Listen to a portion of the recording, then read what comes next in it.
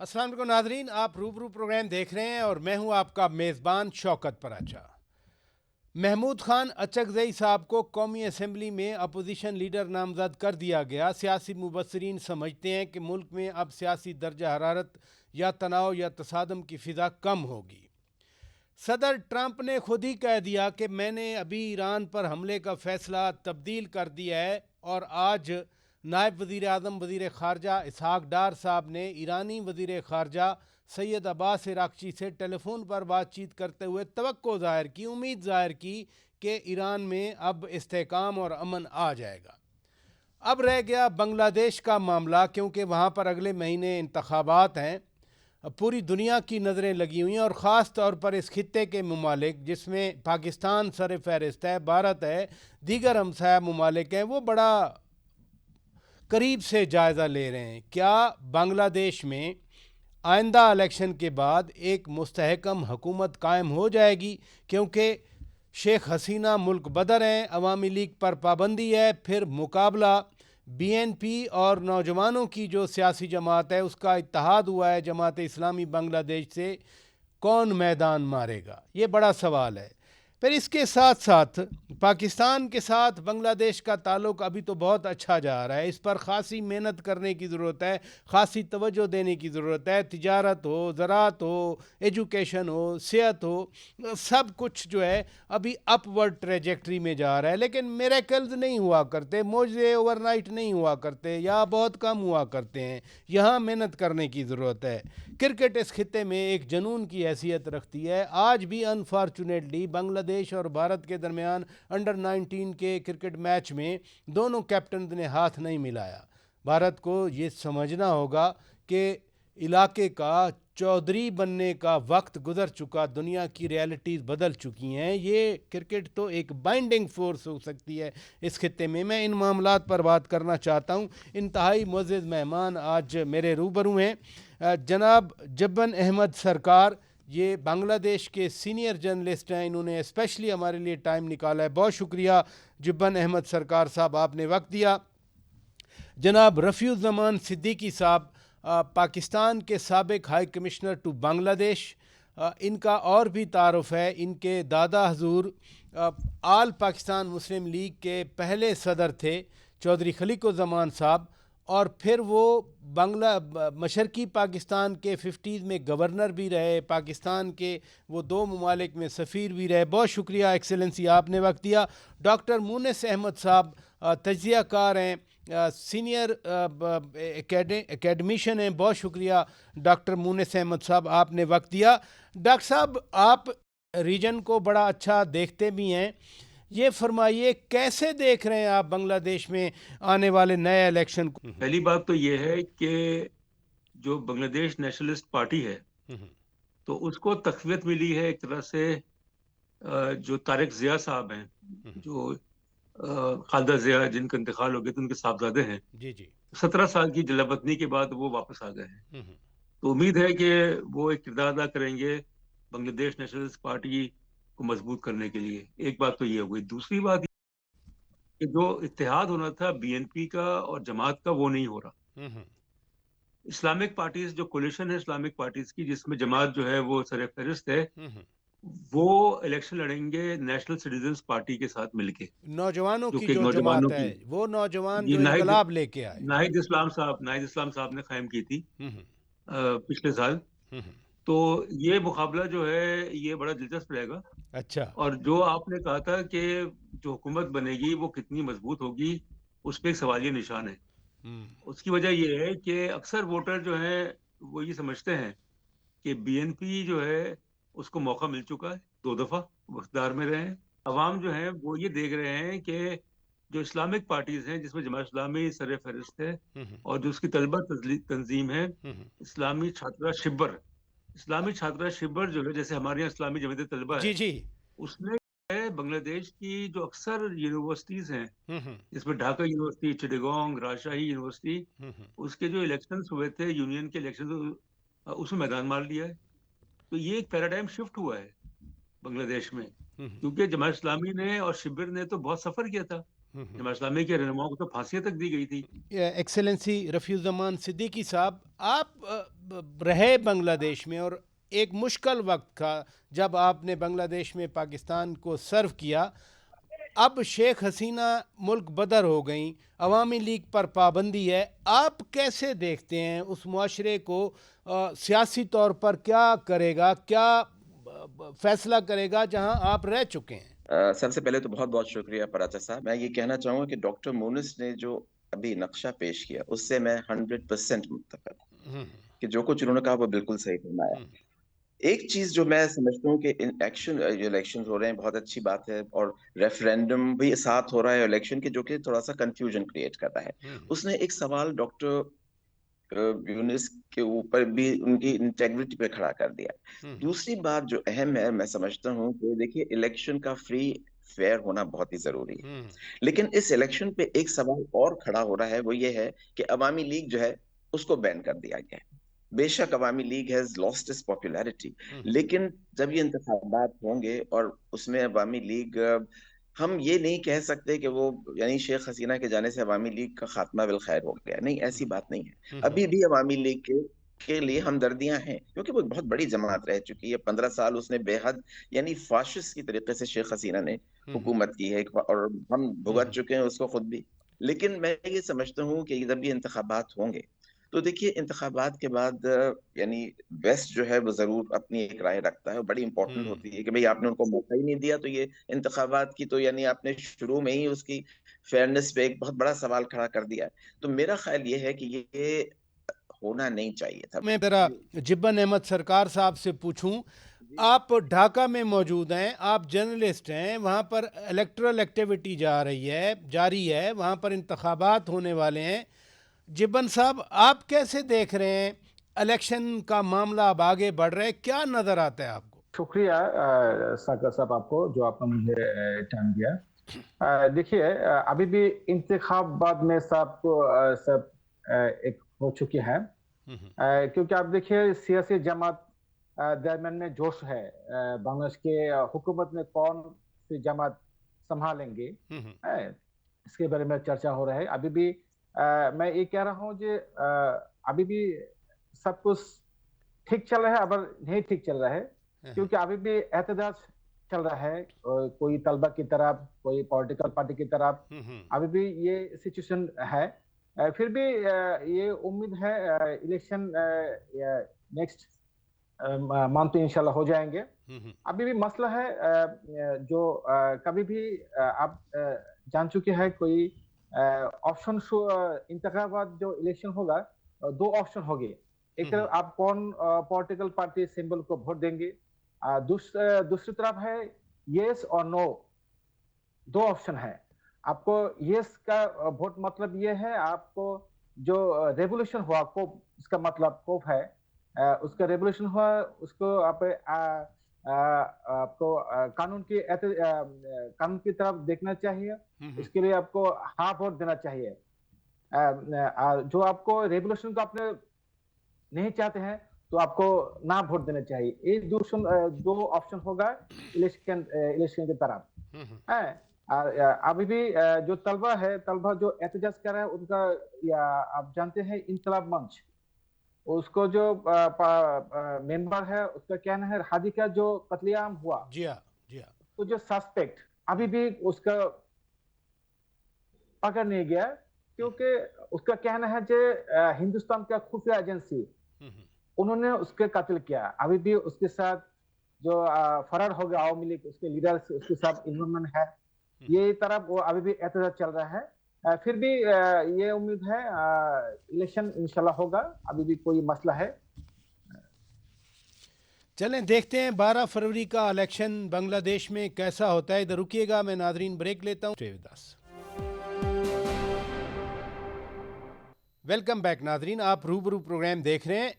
Excellency रफ़ीउज़्ज़मान Siddiqui साहब, आप रह के आए बांग्लादेश में, कुछ मुतनाज़ा चीज़ें थीं जो हैं तारीख़ का हिस्सा हैं, लेकिन ये आप नहीं समझते वक्त है कि उन मुतनाज़ा अमूर को मत छेड़ा जाए जो इदारा जाती तावन है पाकिस्तान और बांग्लादेश के दरमियान, जैसे तिजारत है फॉर एग्ज़ाम्पल, ये ज़राअत का बड़ा पोटेंशल है, तालीम है, सेहत है, या जो रीजनल इश्यूज़ हैं उनको आगे बढ़ाया जाए और फिर खुद ही एक वक्त आ जाएगा कि इनकी ज़रूरत ही नहीं पड़ेगी ऐसे मुतनाज़ा अमूर को उठाने की। पाकिस्तान और बांग्लादेश के ताल्लुकात को आपकी नज़र में कैसे मज़ीद फ़रोग़ दिया जा सकता है?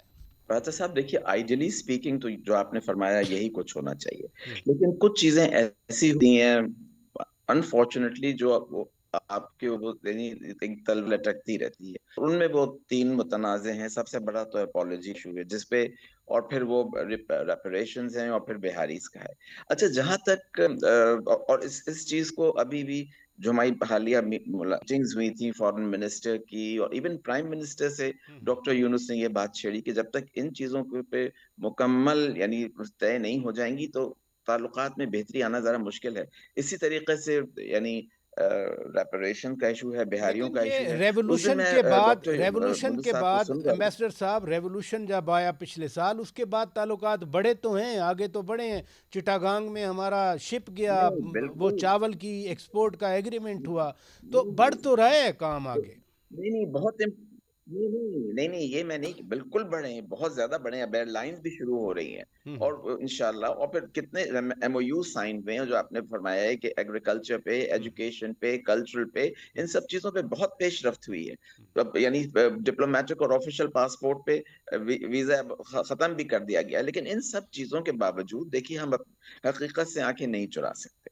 हमें कुछ चीज़ों को देखना होगा, और जैसा कि उनके फॉरेन मिनिस्टर ने और डॉक्टर मूनिस ने वज़ीर आज़म से और हमारे इनसे भी कहा था, इसहाक डार साहब से, फॉरेन सेक्रेटरी की मीटिंग में जब हुई थी अप्रैल में पिछले साल, तो यही ये बात रेज़ की गई थी। और एक यानी एक हमेशा जब इस तरह के मीटिंग्स होती हैं तो आप एक जॉइंट डिक्लेरेशन कर सकते हैं। वो नहीं किया गया। वो बांग्लादेश में उसको हिचकिचाहट थी। तो देखिए, अभी भी ये तो तनाज़े जो हैं, ये हैं, मौजूद हैं। इनसे हम यानी इनको हम इग्नोर नहीं कर सकते। लेकिन मैं कहता हूँ कि ये जो यानी बांग्लादेश और पाकिस्तान के ताल्लुकात हैं, ये बहुत इनमें इम्प्रूवमेंट आया है, और ये बहुत खुशी की बात है खुशी कि की इन दोनों बात है। ममालिक के दरमियान कितने यानी डेलीगेशंस एक्सचेंज हुए हैं, कितने यानी उनके आर्मी के और चीफ, अभी पिछले दिनों उनके एयर चीफ भी आए हुए थे जी जी, बांग्लादेश के, उनकी मुलाकात हुई। ये सब चीजें बहुत अच्छी हैं। जो बड़ी नई अहम बात जनरेशन। की। एक्सेलेंसी इधर जी, रुकिए प्लीज़, मैं जी, ज़रा डॉक्टर मुनिस जी, अहमद जी, साहब के पास जी, चलता हूँ। जी, डॉक्टर साहब, ताल्लुकात को जो भी प्रॉब्लम्स हैं हम भी सेंटर में रखें, हम एक फ़हम व फ़रासत के साथ आगे बढ़ें, इदारा जाती तामुन हम रखें, मसलन ट्रेड है इंस्टीट्यूशनलाइज करें उसको। हम बाकी चीज़ों को, जैसे एजुकेशन है, ढाका यूनिवर्सिटी में पाकिस्तानी स्टूडेंट्स को दाखला मिला है अभी, जो पीपल टू पीपल कॉन्टैक्ट्स हैं, 29 जनवरी से आई अंडरस्टैंड के बांग्लादेश की एयरलाइन चल रही है कराची ढाका के दरमियान, पीआईए का भी प्लान है। तो ताल्लुकात को एक फ़हम व फ़रासत के साथ कैसे आगे बढ़ाया जाए? देखिए, इसमें जो भी ताल्लुकात को बढ़ाया जाता है, ये तक़वियत दी जाती है, तो वो दो तरफ़ा होना चाहिए। मतलब पाकिस्तान ने तो गर्मजोशी का बहुत मुज़ाहरा किया है, मगर और जो स्कॉलरशिप्स जो बांग्लादेशी स्टूडेंट्स के, वो बहुत सारे स्कॉलरशिप्स जो हैं उन्होंने अनाउंस किए हैं। मगर दूसरी तरफ से जो रिक्वायरमेंट है, जो कि बहुत ज़रूरी है कि एक तरफ़ा नहीं बल्कि दो तरफ़ा, वो हमें नज़र नहीं आ रही। ये बात सही है कि एक पैराडाइम शिफ्ट हुआ है, क्योंकि 15 साल जो गुज़रे शेख हसीना के, मुझे जी खुद जी। याद है कि उन्होंने ऑफ़िशियली बांग्लादेश की गवर्नमेंट ने एक सर्कुलर भेजा था जो यूनिवर्सिटीज़ हैं बांग्लादेश की, कि आप पाकिस्तान के साथ कोई ताल्लुक नहीं रखें। उन्होंने पाकिस्तान को बिल्कुल ही एक्सक्लूड कर दिया था। तो इसलिए ना आना था, ना जाना था, आना-जाना खत्म, एक तरह से खत्म हो डॉक्टर गया। साहब, इस पैराडाइम शिफ्ट जो आप फरमा रहे हैं और सही फरमा रहे हैं, पैराडाइम शिफ्ट आई है, उसमें जो नौजवान हैं, ख़ास तौर पर बांग्लादेश के नौजवान, वो पाकिस्तानी जी। आर्टिस्ट की पजीराई कर रहे हैं। वो बड़े लाखों की तादाद में वहाँ पर कंसर्ट्स हुए। फिर हमारी फिल्म इंडस्ट्री में भी बांग्लादेश का बड़ा, यानी ईस्ट पाकिस्तान से आने वाले जो आर्टिस्ट थे, मैं नदीम की बात करूं, मैं शबनम की बात करूं, मैं जी रहमान हाँ। की बात करूं, नई नस्ल हमारी तो उनको शायद इतना नहीं जानती, बट हमने तो उनकी अच्छी फिल्में देखी हैं। तो ये जो आर्ट है, ये कैसा कोलैबोरेशन अगर इसको बढ़ाया जाए दोनों मुल्कों के अवाम को नहीं, करीब लाने के लिए? ये बहुत ज़रूरी है। तिजारत के साथ, तालीम के शोबे में, कल्चरल जो टाइज़ हैं वो उसको तक़वियत देनी चाहिए। और मेरे ख्याल में पाकिस्तान की सोच जो है इस मामले में बहुत ज्यादा वो है, मुस्बत किस्म की है। मगर हमें ये नहीं भूलना चाहिए कि अभी भी बांग्लादेश में जो रॉ का इन्फ्लुएंस है, जो भारत की जो इंटेलिजेंस एजेंसी है, रिसर्च एनालिसिस विंग, वो बहुत ज्यादा है, बहुत ज्यादा है। और वो वक्त का इंतजार कर रहे हैं। और एक और बात मैं ये कहूंगा जरा हट के, कि जनाब बीएनपी जो है, मुझे हैरत हो रही है कि बीएनपी जो है वो अवामी लीग के वोटर्स को ल्योर कर रही है, अवामी लीग के वोटर्स को, कि वो चूंकि अच्छा। अवामी लीग इंतखाबात में हिस्सा नहीं ले सकती, तो वो जो वोट है वो बीएनपी को पड़ जाए। और इसमें मुत्तफिक है, रॉ भी मुत्तफिक है, इसमें इंटरिम गवर्नमेंट भी मुत्तफिक है, इसमें जो है जो फौज है बांग्लादेश की, जो चीफ ऑफ आर्मी है, वो भी मुत्तफिक है कि किसी तरीके से भी इस्लामी पार्टीज जो है, जमात इस्लामी को इख्तियार में नहीं आना चाहिए। वो सपोर्ट कर रहे हैं बीएनपी की। और अगर बीएनपी जो है वो जीत जाती है, फर्ज करें जीत जाती है, दोबारा इख्तियार में आती है, तो फिर और उसने दोबारा वही गलतियां की, तो फिर अवामी लीग का रास्ता खुलता है। जिब्बन अहमद सरकार साहब, अगर इस खित्ते में वैसे कोऑपरेशन के हवाले से देखा जाए तो सार्क एक बड़ा कामयाब आइडिया था, वो बांग्लादेश का आइडिया था। सार्क की ओरिजिन भी बांग्लादेश से हुई। अब 4-5 सालों से ये सार्क जो है वो प्रोसेस रुका हुआ है। बांग्लादेश क्या सोचता है, इसको कैसे बहाल किया जाए? भारत मसलसल रुकावट है, 2016 के बाद समिट नहीं हो सकी। जी देखिए, भाई ने बोला हिंदुस्तान का जो इन्फ्लुएंस अभी भी ज्यादा है, ये रियली ट्रू। आप जानते हैं उसका जो पार्टी है अवामी लीग, वो तो फरार हो गया हिंदुस्तान में, वो ज्यादा नाखुश है। इसलिए अभी रिलेशन ज्यादा दो अच्छी नहीं था पाकिस्तान और बांग्लादेश का। आप जानते हैं अभी भी पीपल टू पीपल कनेक्ट अच्छे हो गए, ट्रेड अच्छे भी हुए। आप ये एक बात जानते हैं, पाकिस्तान को जो इंपोर्ट का प्रोडक्ट है, वो जो बांग्लादेश के आते हैं उसको रेड जोन में ले गया, क्योंकि रेड जोन के इसके कौन से मुल्क के कहने पर इशारे पे चलते हैं, हिंदुस्तान के इशारे पे चलते हैं। अभी उसका खुफिया एजेंसी का इन्वॉल्वमेंट ज्यादा है। देखिए सार्क के बारे में बांग्लादेश बात किया हिंदुस्तान के साथ, से उजूर खर्जा के साथ बातचीत किया है कि किस तरह हम सार्क के आगे बढ़े, सार्क के लिए जो मुल्क है किस तरह हम आगे बढ़ना चाहिए। फिर भी हिंदुस्तान नहीं चाहते हैं जो सार्क की कोई ऑर्गेनाइजेशन हो। उसका कहना है बिम्स्टेक, उसका टारगेट है बिम्स्टेक। इसलिए वो सार्क के इसलिए चाहते हो, पाकिस्तान है तो सार्क के वो कोई काम नहीं करेंगे, ये है मसला है। इसके ज्यादा तो बांग्लादेश कभी भी ट्राई किया किस तरह दोनों मुल्क के साथ रिलेशन अच्छे हो जाए। हिंदुस्तान के कहना है भाई आपको जो इंटरिम गवर्नमेंट आया है, इसके बाद पाकिस्तान के साथ बांग्लादेश के रिलेशन ज्यादा अच्छे हो गए, उसके ट्रेड अच्छे हुए। उसके अभी देखिए आपको जो मिलिट्री डील हो रहा है, JF-70 थंडर जेट, वो जो परचेस तो बांग्लादेश के परचेस करना चाहिए, इसलिए वो ज्यादा नाखुश है हिंदुस्तान। इसका मीडिया कह रहा है क्योंकि भाई आपको क्यों चाहिए F-17 थंडर जेट, क्यों चाहिए? पाकिस्तान के साथ ऐसा रिश्ता क्यों अच्छे हो रहे आपको? ये वो नहीं, वो नाखुश है। अभी भी हमारे तरफ जो तलबा है ज्यादा, अभी भी जो हम जो सहाफी हों, कोई आम आदमी है, वो चाहते हैं पाकिस्तान मेरा भाई है, एक मुल्क था, उसके साथ रिलेशन अच्छे हो जाए, इसलिए वो ये चाहते हैं। जी इधर रुकिए, रफीउज़्ज़मान सिद्दीकी साहब आप कुछ ऐड करना चाह रहे हैं, फिर मैं ब्रेक की तरफ जाऊंगा सर।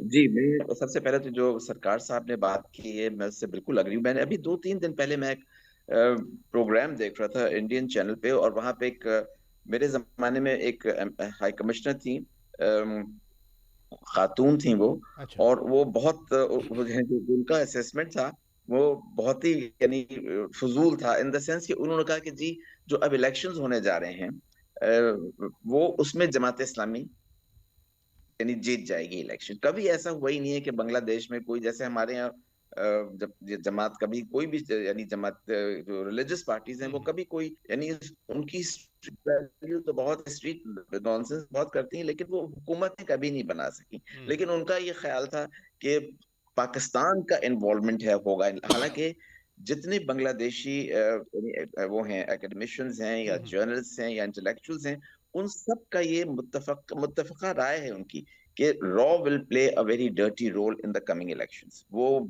यकीनन एक यानी अफरा तफरी मचाएंगे, हो सकता है किलिंग्स हो, हंगामे हो, वो चाहेंगे और इस तरह से वो इलेक्शंस को एक बड़ा वो बना देंगे, यानी कोई एक्सेप्ट ना करे उन्हें, स्पेशली ईयू हो गया या वेस्ट हो गया। मगर उनका ये ख्याल है कि raw will certainly play a very dirty role in the forthcoming elections।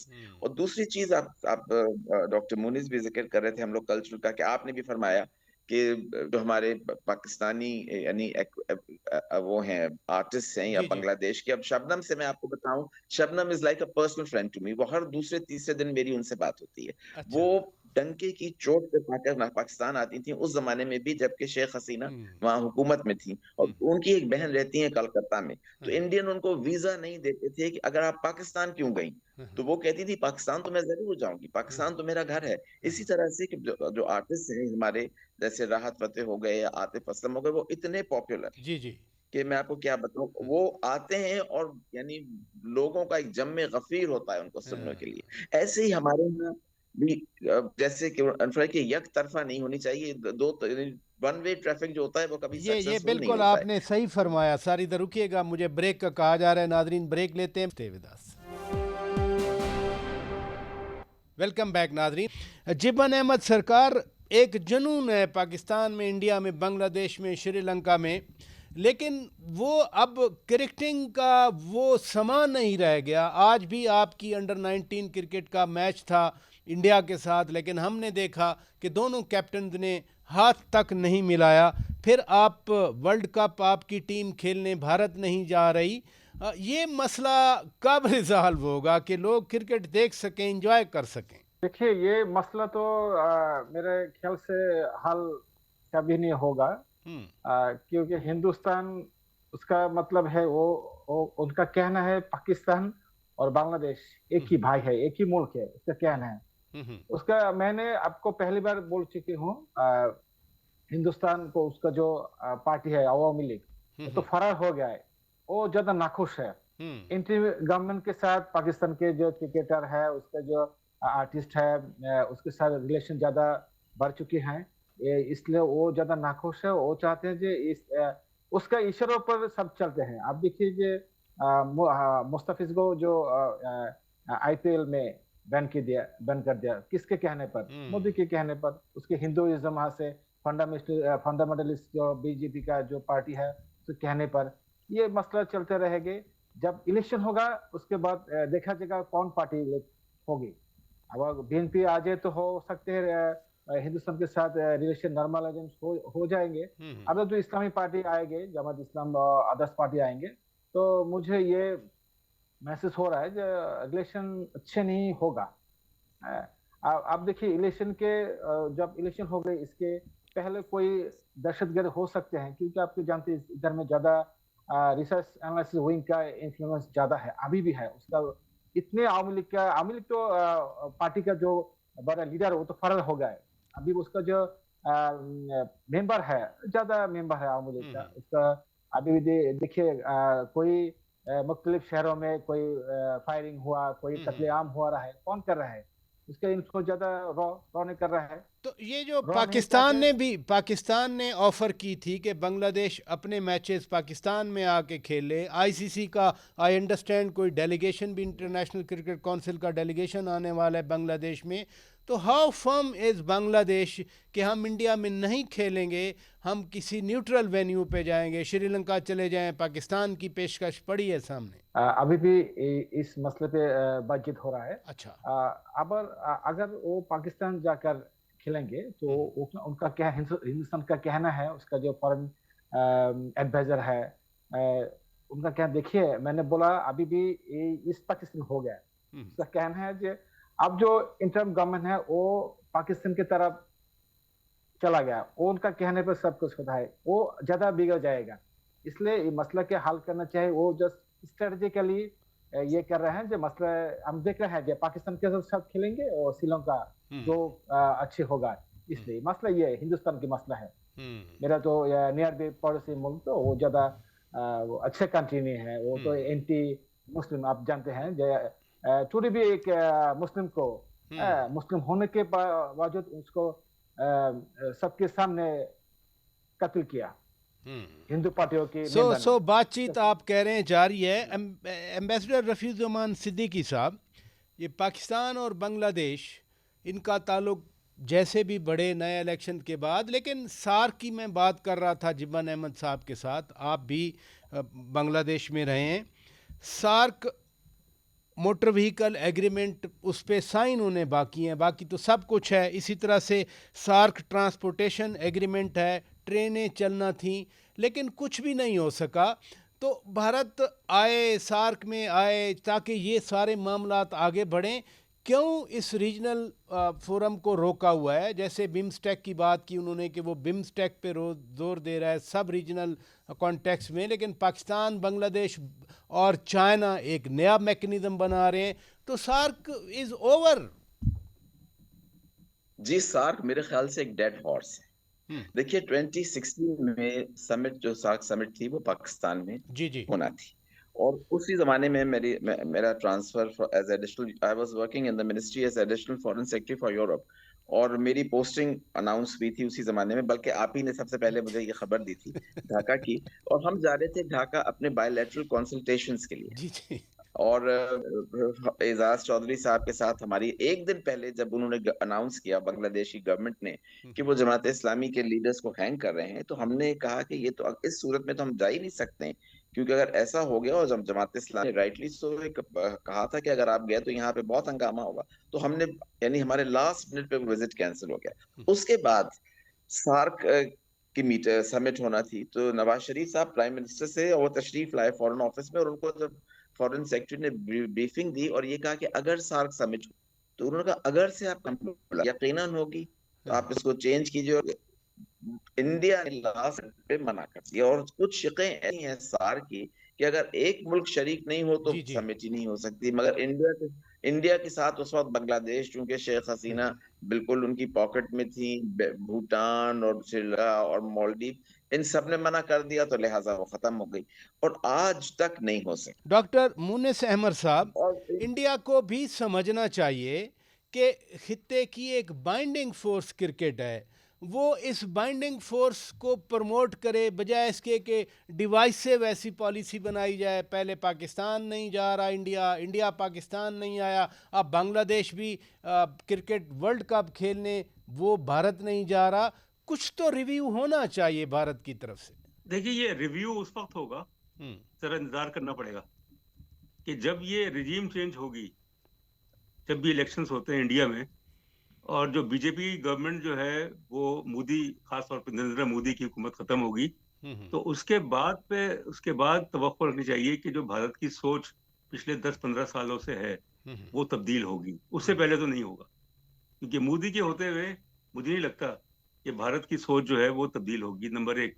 Number दो ये है कि यानी अगर बांग्लादेश के खिलाड़ियों ने इंडिया के खिलाड़ियों से हाथ नहीं मिलाया, जी हाँ, ठीक है ना, जी हाँ, तो उस पे भी भारत में ये कहा जा रहा है कि पाकिस्तान की वजह से हाथ नहीं मिलाया।